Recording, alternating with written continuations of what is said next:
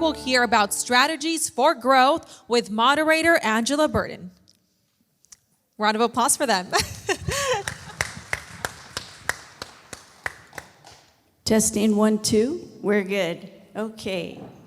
So yes, my name is Angela Burton, and I am the district director for the SBA's Lower Rio Grande Valley District. Our office is located in Harlingen. However, we cover the 14 southernmost counties in Texas, as far south as Cameron, as far north as Aransas County, and as far west as Zapata County. So we cover a wide area. I want to make sure and introduce, I have a staff member over here, Veronica Ortega, and she's there if you have any questions, comments, concerns, and you want to address them with the SBA. Let me see. Take them outside. No. Okay. So this panel is strategies for growth, and it's leveraging state and local programs to support your growth. So in other words, you may already be in business and you're ready to grow, but how do you do it, right? And so we're here, and I'm joined by 3 outstanding leaders who represent real critical resources available today. And I'm just so proud to be here. And then I have to just admit something, everyone. We had questions, but I changed the whole routine. So just so you know, if they have a brain fart or something, it's because of me. I changed the whole scenario around. So, but the reason I did that was because I think it would be, it'll be easier for us to understand how they can help in your growth cycle. So with that being said, I'm going to allow the panelists to introduce themselves, and I'll start right next to me, and you go for it. Hi, good morning, everybody. My name is Marivel, and I am the director to the UT-RGV Apex Accelerator. As Linda Upland mentioned earlier in our first panel, we are under the umbrella of the Office of Workforce and Economic Development under Mr. Ron Garza, who just left a little while ago, but we are happy to be here. We assist our small business community in the government contracting space, and so we'll get into that into detail here shortly. Thank you so much, and thank you so much for the invitation today to the Office of the Governor and, of course, the City of Pharr EDC as well. My name is David Ortiz. I'm the director for the Texas Manufacturing Assistance Center, also known as TMAC. I have some of my team members over there, Jesus and Gabby, on the table in case you have any questions. We provide technical assistance and training in the areas of manufacturing. Lately, we have been working with other non-manufacturing entities and organizations as well, but mainly is technical assistance. I will go into more detail once we start the interaction. Thank you so much for having us today. Thank you. My name is Maria Juarez. I'm the director of the Small Business Development Center at UT-RGV. We're fortunate enough to have this service here. We've had it for about 35 years. And the fortunate part is that we're part of 2 networks. One is the network that was mentioned, the Workforce and Economic Development Center, Office of Workforce and Economic Development at UT-RGV. We're joined by Apex, our VBOC, and we'll mention a few other centers, and ECC was already up here. But the second network that we're part of, the Texas Southwest SBDC network, which spans most of Texas, about 79 counties of Texas. We are responsible for the 4 counties here at UT-RGV, and we've been here for about 30 years. We'll focus a little bit more on the services that we offer as we continue with the panel. Thank you. Okay, great. Does any of the panelists do you want to expand on your services? Sure, I'll go. Thank you. Thank you, Ms. Burton. So as I mentioned earlier, we are the UTRGV Apex Accelerator, and what we do is we work with the small business community in the government contracting space. So what that means is that if you're a business owner and you're interested in selling your product or service to the government, obviously there's some registrations, certifications that need to take place. And so with that said, we help our small business community navigate the complexities of government contracting. So whether that's getting registered with SAM, System Award Management, so that you can bid with federal contracts, or the Texas Hub for any state or local contracts. We also offer that business advisement. I know Ms. Juarez and her team at the SBDC because, full disclosure, I am a product of the SBDC. I've been in my current role for about 14 months, but prior to that, I was a senior business and digital media advisor under Ms. Juarez. And so, again, I will always be a champion for the SBDC and the services that they render. The business advisement that you get from their team is going to differ from the business advisement that you get with me and my team, because we're going to be focused on, okay, if you want to get into government contracting, let's look at some of these things, right? For example, you're not going to get paid as soon as your job is done. You're working with the government, so you're going to look at 30 to 60 days out. Right? So that's one thing that you want to be cognizant of going into government contract. Just as an example, one of the things that you need to look into. So those are the kind of things that we're going to talk about. Hey, is it financially feasible for you to take on this government project? Let's look at your capability statement, whereas with the SBDC, you might be working on a business plan, right? So we're all here to assist you. We also have webinars, trainings, in-person trainings available to help you, learn all about business contracting. So, I have to say, in full disclosure, also I'm a product of the SBDC, but I was at that 35-year, the first year maybe it started. I was a business advisor, so I am a product of the SBDC. Are you a product of the SBDC? No? No, I'm a part of it. Okay. I'm part of the team. Did you want to expand on TMAC? Thank you so much, Angela.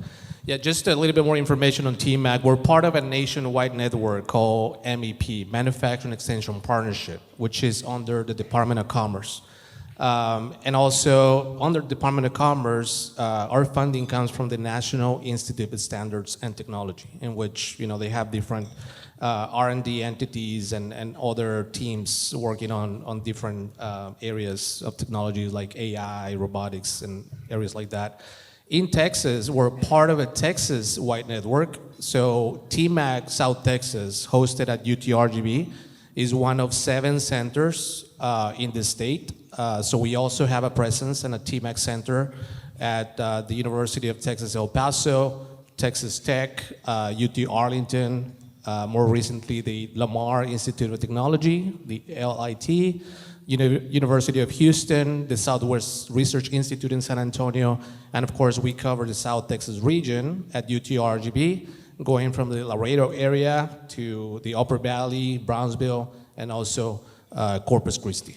A little bit more about the services that we provide. Well, number one is we're aligning all of our programs at UTRGB to know, which will be the best center to help the small business, depending on where in the cycle they are.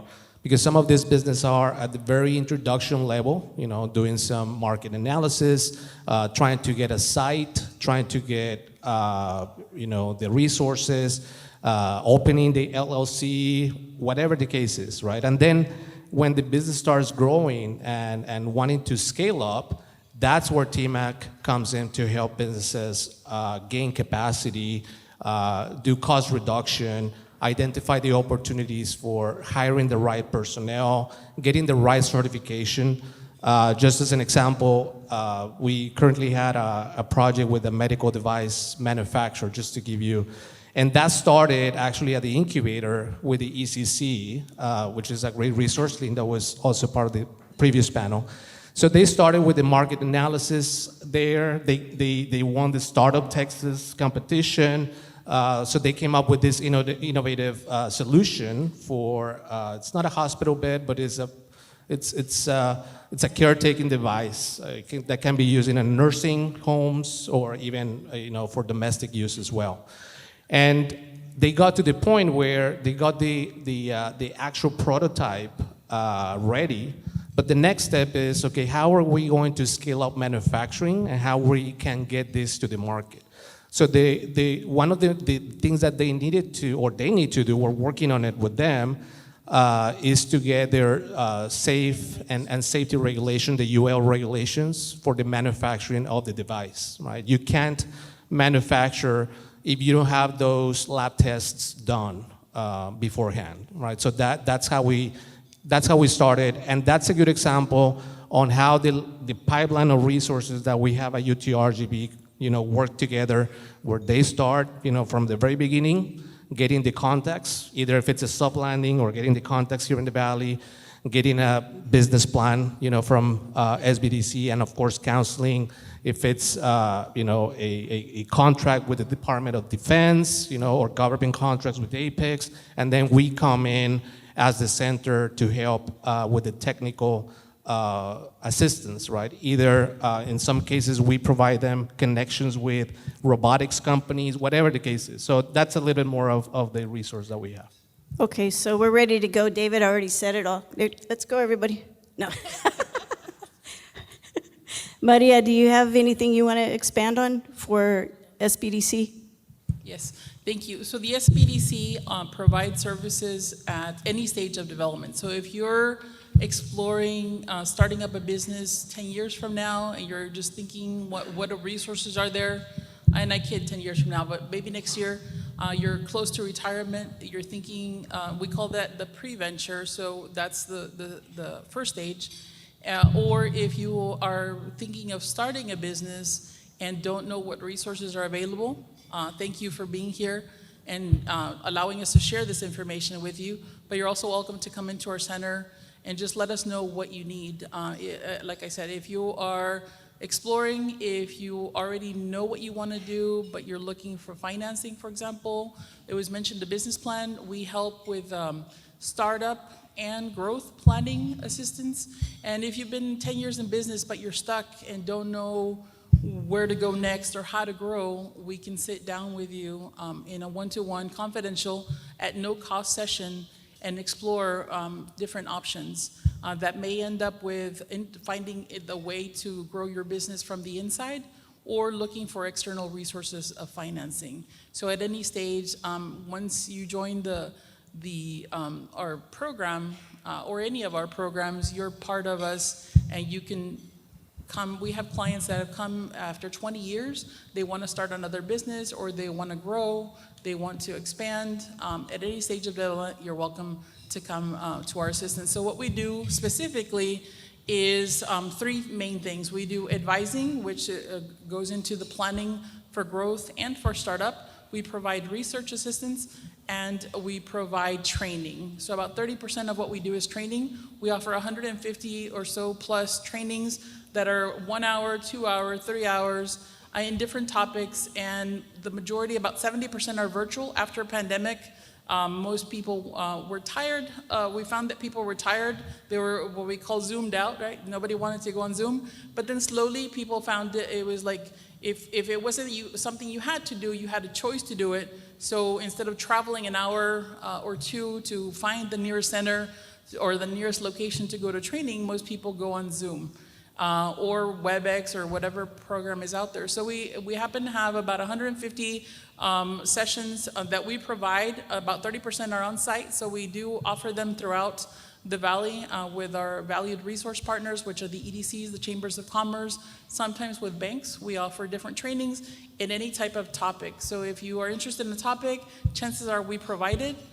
In addition, because we're part of the Texas Southwest SBDC network, you have access to over probably 100 trainings in any month. Some of them repeat. I will confess. Some of them repeat because we always want to provide relevant information when you need it.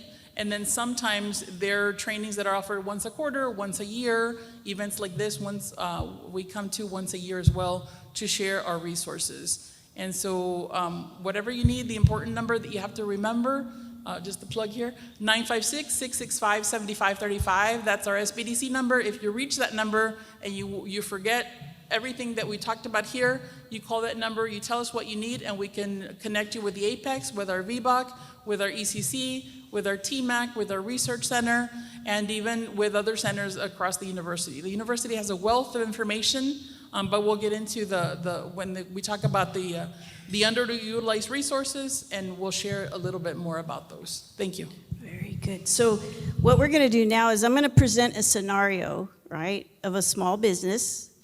And then from that scenario, each one of these individuals is going to talk about their part in helping this small business owner grow, okay? So the name of the scenario is From Kitchen Table to Production Floor, the Growth of Maria's Salsa Company. You like that? Okay. Because we can all see that. We all know, we can feel it. I know the gentleman in the back that's making sugarless pastries, he probably understands this. But so Maria, she never intended to become a small business owner. Her homemade salsa recipe, passed down through generations, how many identify with this? Yeah. Was something she made for family cookouts and holiday gifts. However, when a friend convinced her to sell a few jars at a local farmer's market, by the way, this is Farmer's Market Week, she sold out in 2 hours, okay? And that was 5 years ago. So back then, Maria was making small batches in her home kitchen. She was labeling the jars by hand and handled every aspect of the business herself, including production, marketing, sales, and deliveries. But as the demand grew beyond what she could manage, so did the challenges. She was turning away wholesale orders. Her refrigerator was full of ingredients, and she hadn't taken a day off in months. Does that sound familiar? Yes. Okay. So Maria realized it was time to grow.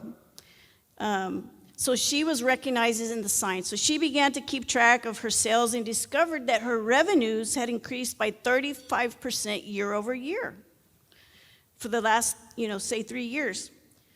And she had a small wait list of small grocers and restaurants that wanted her product. So she didn't know where to begin. So I'm going to push this out to Maria, because Maria the SBDC would probably be the first place she would go, because if we're wanting to grow, sometimes we need what? Money, right? So Maria, tell us how the SBDC can help Maria grow. Full disclosure, the Maria that Angela is referring to is not me. It's mi tocaya. So just in case, I mentioned earlier, we keep everything confidential. We're not going to take your information and share it with anybody. I'm not going to go run off and start my own business based on your information. So I just want to clear that right away. But I think, Angela, your name is Maria too? Is that what you came up with? Well, we can call her whatever. What do you want to call her? We can call her Angela. Yes, and so thank you for that. So so the first step, so where do I start? So yes, we have, one of the biggest challenges entrepreneurs have, especially in underserved communities, is access to capital. But before we get to the access to capital, we would sit down with Maria and discover the path, and Angela has explained where she is now. And so she has begun the startup phase, which is the testing the market. And sometimes we recommend that people that have products like that test the market by going to farmers markets, selling to families, because sometimes it's not enough to know how to cook something very well and for people to tell you, people that love you, that tell you this is the greatest food, right? But when you start to go out there and other people start to buy it, then you're testing the market and you begin to have food. And then the great part of it is the sales increase year after year for the past 3 years, right? So at that point, they're ready to start to begin to look at beginning more formally and possibly, so we would begin by asking questions about the markets, right? So the previous panel focused in on one very important question: who is your market? So we call that the target market. So there could be 10 different on groups of people or types of people that would buy it, by age, but demographics, by age, by background, professionals, non-professionals, et cetera. But you have to hone in on who is it specifically that would buy the product. Not that that would be the only group you would sell to, because if anybody wants to buy it, you want to sell it to. But there's something that we say in marketing is like, not all people are your customers. So you have to find that group that is going to want the product and be willing to pay what you want to charge for it, and then go from there. And then begin the whole marketing plan, and then we can help you develop the plan for growth for the future. The other thing, you can determine if you want to sell individually, continue on the farmer's market path. You can go and sell it to junior supermarket. You can go to, I won't name the other, the red logo company. Yeah, you can pitch to them and become part of the vendors. But then you have to start prepare, and that's when you go a little bit into TMAC, where they can sit down and try and determine the cost of goods, because now you're going to be selling more, but you're going to have to figure out if the product has to be changed a little bit, modified to reduce the cost. Other costs of production go in there, so it's no longer just you labeling. It's investing in printers, investing in equipment, packaging equipment, cold packer, et cetera. So there's a lot of decisions that have to be made, and we can help you at the initial stages and then to develop on the growth. But at some point, you're going to need some other access to other services, and that's where I think, and then of course, you have to determine, we can help you determine how much funds you're going to need. If you're going to continue, well, you can only continue so long under the, on the creating the product at home. For example, if you're allowed to do that under the cottage law, but then after a while, you have to look at a commercial kitchen, or you have to go and open an actual storefront where you would cook the salsa, in this case, the food that you would manufacture to sell. And then we can determine like the total project cost. We go into a lot of details, but I'll stop there. Suffice it to say that we can help you determine and find out who would you go to borrow funds, and also how much you would need to invest for the borrower to be willing to lend you the funds to get started, and then of course to grow. If you happen to be already an existing business, in 2-3 years down the road, you find yourself, you've already had additional sales, et cetera, then we talk about growth planning, and there might be a need for additional funds to come into play from the financing world, or we can help you review the financial statements that you have to determine if there's a way to cut costs and of course increase profits that you can then reinvest. Okay, let's stick to Maria here. Yes. Okay. Sorry. So let's just say, okay, so Maria goes to the SBDC and she gets help. She understands her marketing, right? She understands her pricing structure, and they draft a business plan, they get the projections ready, and Maria, because she has everything done, goes to the bank, and guess what? She gets a loan, right? She gets a loan. So now she has this loan, and she wants to open up a commercial kitchen, right? She's gonna lease a small kitchen. When Maria leases her small kitchen, how can TMAC help? Thank you, Angela. Well, the first thing we would do is to try the salsa, right? Nah, I'm just just to see how good it is. No, if I may ask a question, how many food manufacturers do we have in the audience? Just kind of like 1, 2, 3. Okay, we have a good number. So the very first thing that we would do, of course, is to see where they are in the process, right? And you mentioned that this company is growing revenues of 35%, which is, you know, a good situation to be, because you have the sales. Now the question is how you're going to grow your capacity and what means you're gonna, you know, use to do that. So, but also we need to take 2 steps back and say, okay, who is your customer and what are the requirements from that customer?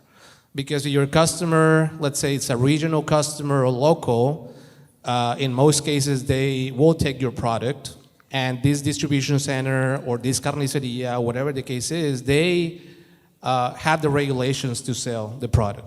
But if you're going to be selling to either Walmart or H-E-B, or if you're competing for the Primo picks, that's a different route, right? And that's where it gets, tricky, because if you're going to be selling to H-E-B, let's say the first question is, okay, where are you manufacturing the product?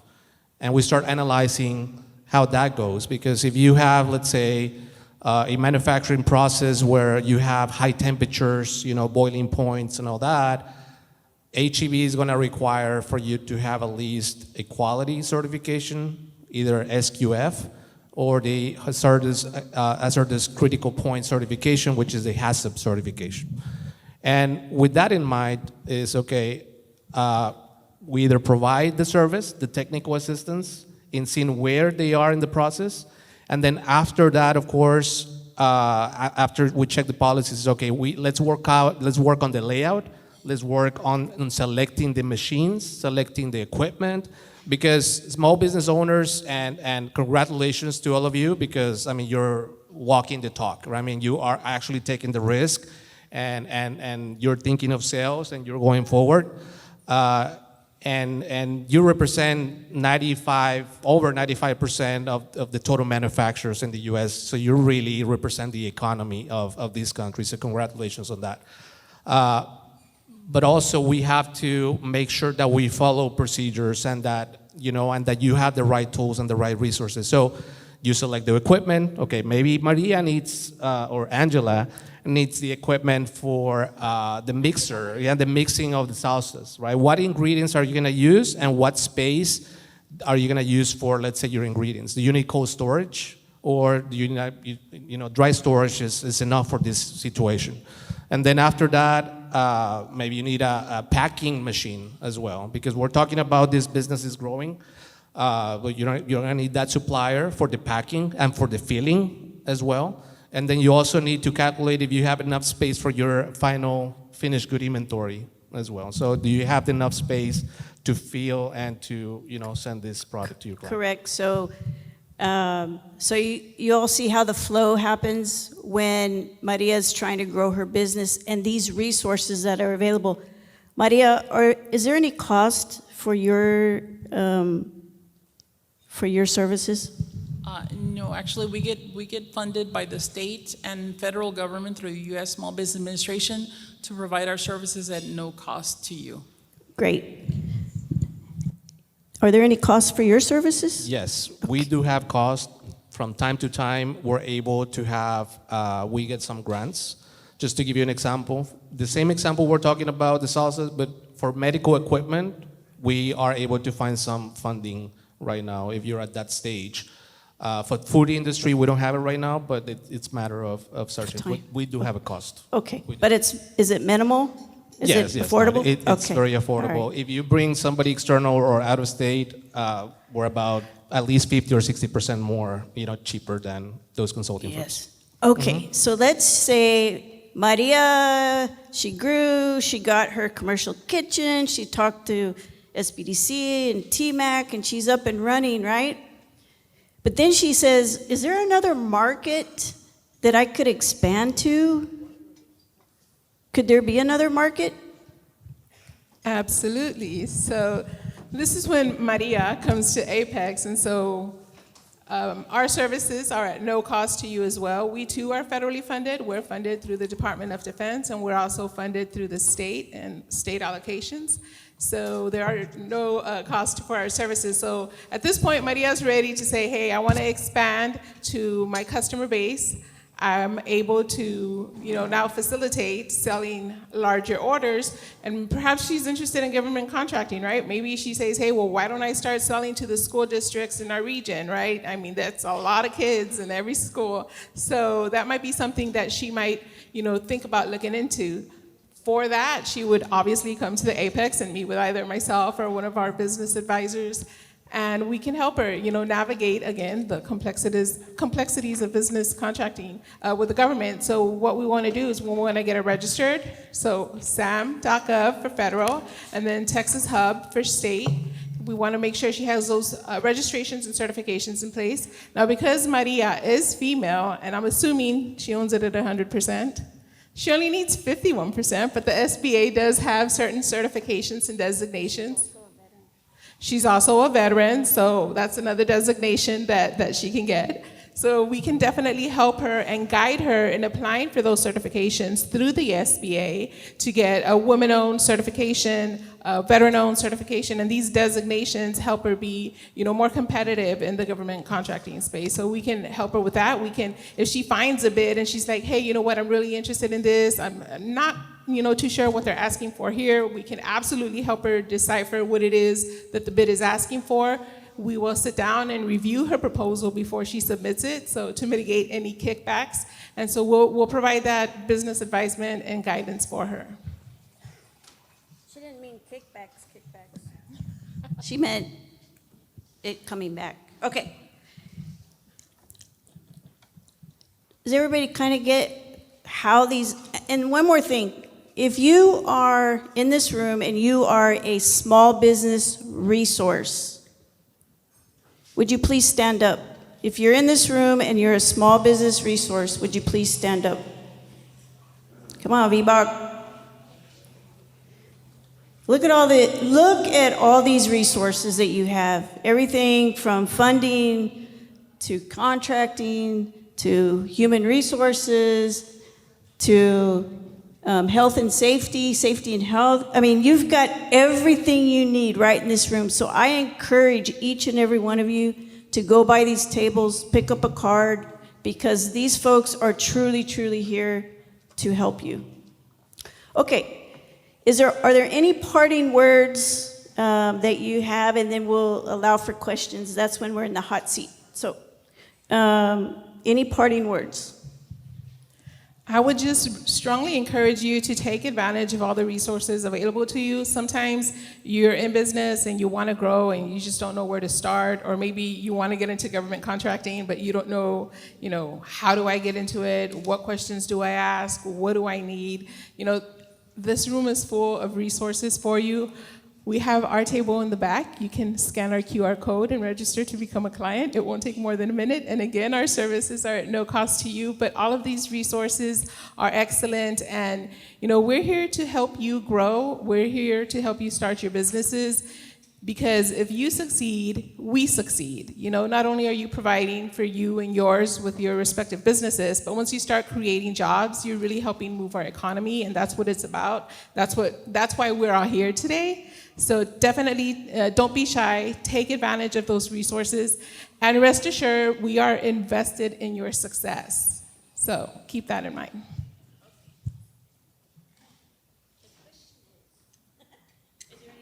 there any parting words or any advice? I guess the advice is just to take advantage of the great community that we have. I think we have a very, very strong community, and we have worked with most of the resources that we have here. We're running a training program with Workforce Solutions. We have been working on a Texas Manufacturing Network with the Office of the Governor, with, of course, SBDC, BBOC, ACC. I know it's hard sometimes to know which center to reach out to. That could be confusing at first, right? But we're making our best effort to understand, and to know where your business is, and then redirect, your questions and your needs to the right center. So we're doing our best to work together. So just take advantage of the community and the great partners that we have here in the room. And thank you. Appreciate it. Right. So I would third that notion, or that message, is that there are so many great resources, it is hard to know where to go to.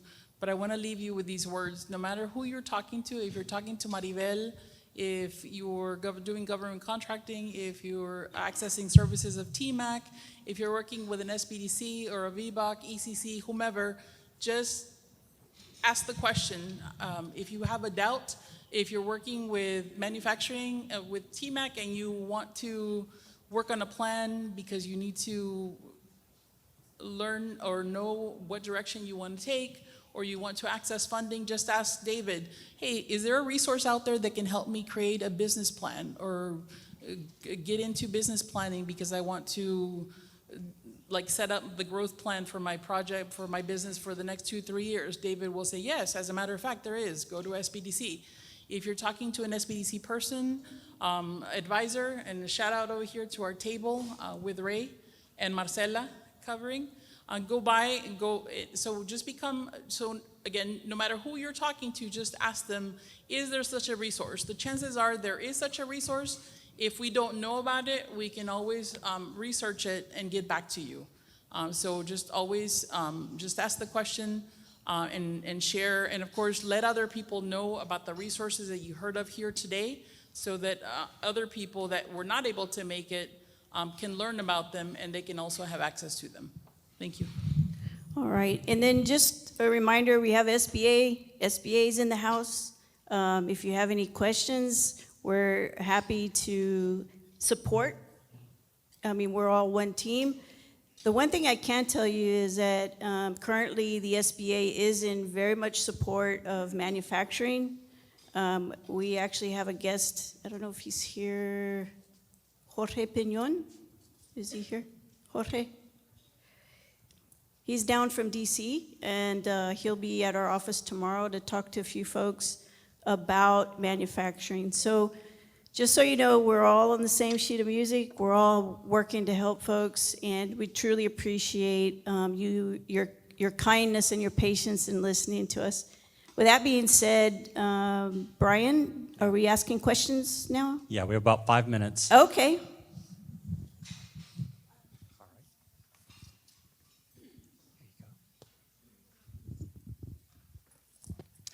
Hi, thank you so much for taking the time to talk to us.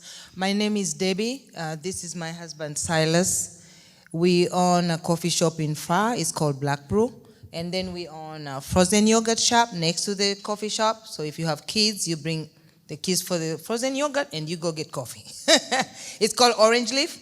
My question is, I just want to know what kind of resources are there to help keep our business top of mind. We have been attending events and going places, and people are like, you have a frozen yogurt shop? Where? And we tell them Nolana and Veterans, and they're like, oh, we didn't even know. So people kind of don't know that we are there, don't know that we exist. We do social media, we've done marketing, but what else can we do to have people know that we are here, we have a business? It's almost a year. We opened in October, and I know there's a lot of resources here. Maybe somebody can give us pointers. Yeah. Thank you. One of the things, I come from a Chamber of Commerce background, and one of the things I always recommend folks is to check out your local Chamber of Commerce, your Chamber of Commerce, because that's, one of the biggest parts in getting your business out there is networking, getting to know people, inviting them to your place. And, I've seen networking work year after year after year. So one of my suggestions is join your local chamber, or even join a chamber around your surrounding area and participate in their events. And I think that's one way to get the word out there.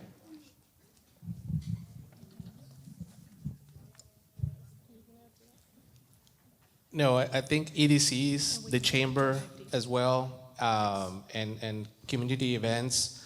I know sometimes you host some events as well. There's the 1 million cups also in Brownsville, where you can pitch your idea. You can get, not just in Brownsville, but also at the hub in Pharr. I know you're going to be doing the 1 million cups or something similar, Victor, as well.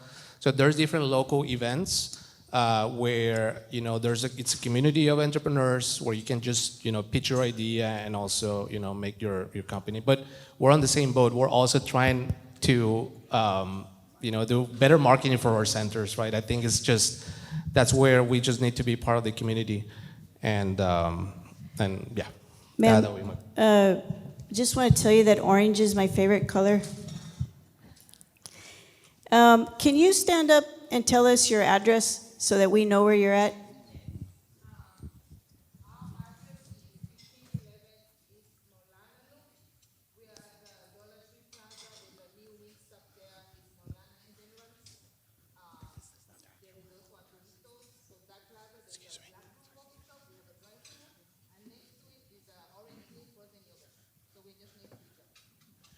I'm going to hop in there. Hi there, I'm behind you. My name's Jarvis Brewer. Hey, Jarvis. And hello, good What to are see you you, doing? Angela. Thank you. I just wanted to answer that question because I think that's a question that many small businesses have, is how do I get my name out there?